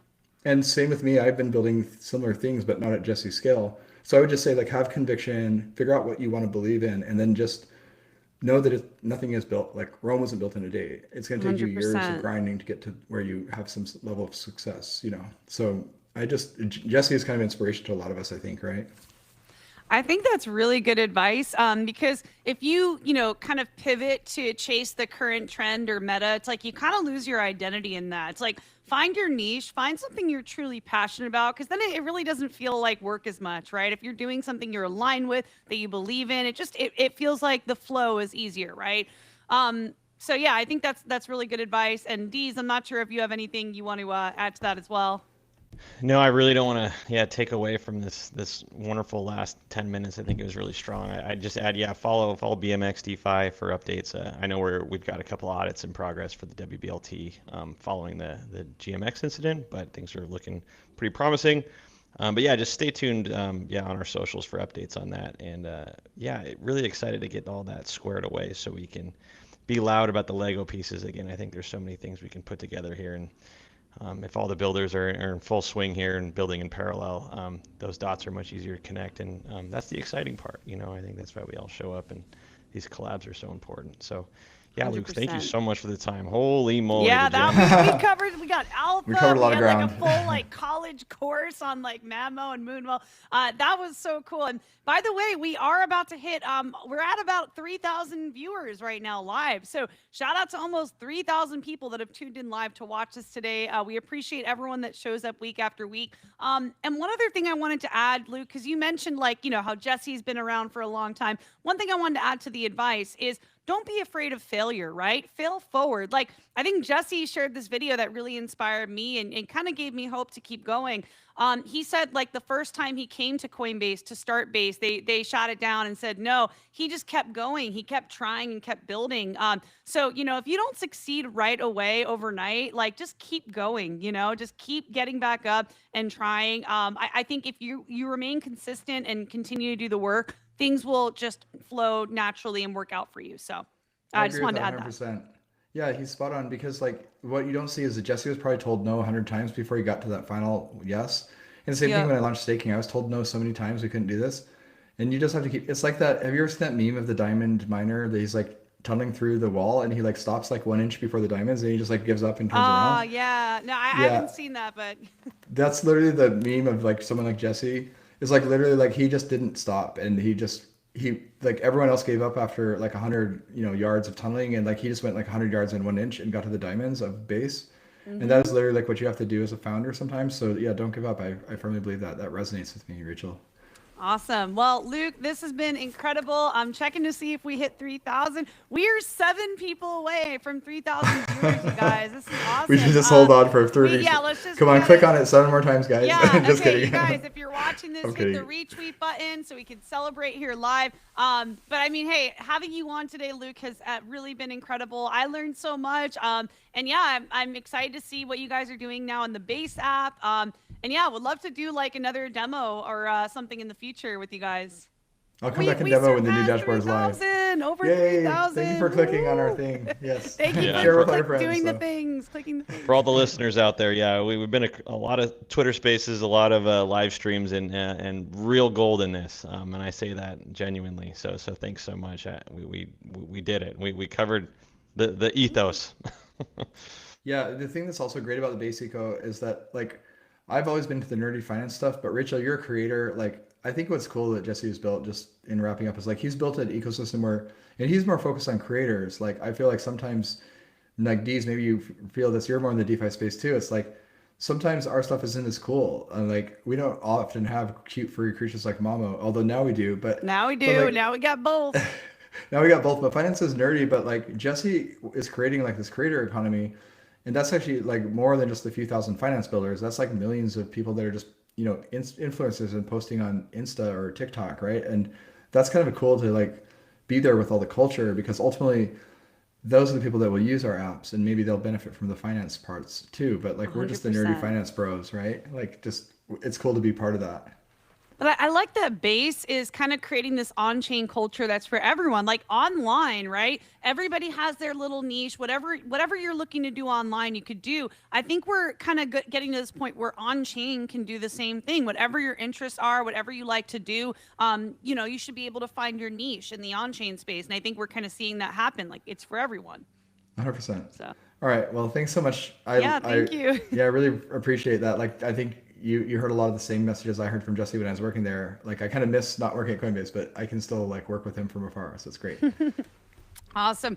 Well, yeah, this conversation is one I feel like we could keep doing this for hours, but we'll call it, you guys. And thank you everyone for tuning in. And we will see you on the next Let's Ride live stream. Thank you, Rachel. Thank you, Deez. Have a great day. Bye. Thanks so much.